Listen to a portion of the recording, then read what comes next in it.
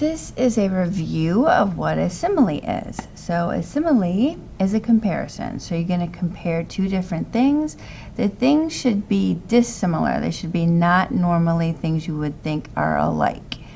And you're going to make the comparison by using the words like or as.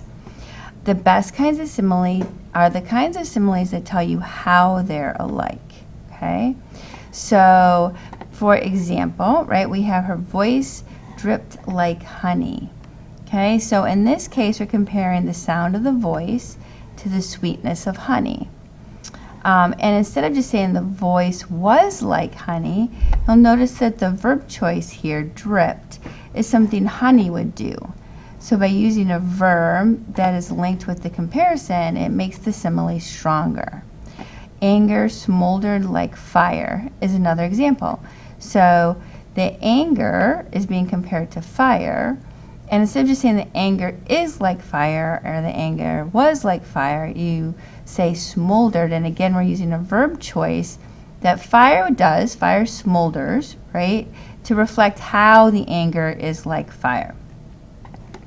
Here, the hands as delicate as lace, the comparison is hands to lace. And again, we include how the hands are like the lace. They are delicate like lace. And skin as rough as sandpaper.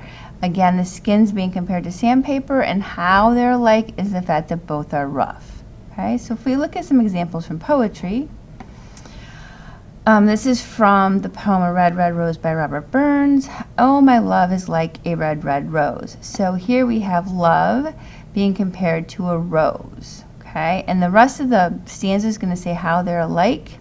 Okay, that's newly sprung in June, meaning that roses are brand new in June and the love is brand new. Oh, my love is like a melody that's sweetly played in tune. So here, love is being compared to a melody and an in-tune melody. They're both sweet. Okay, so it sounds nice, the song would sound nice, and his love feels nice. In our next example, from The Wreck of the Hesperus by Henry Wadsworth Longfellow, blue were her eyes as the fairy flax, her cheeks like the dawn of day. So her eyes were blue and is being compared to fairy flax, and her cheeks would have that faint pink of the dawn of the day, right? So when the sun's first coming up.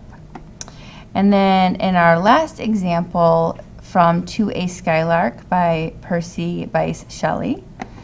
Higher still and higher, from the earth thou springest, like a cloud of fire.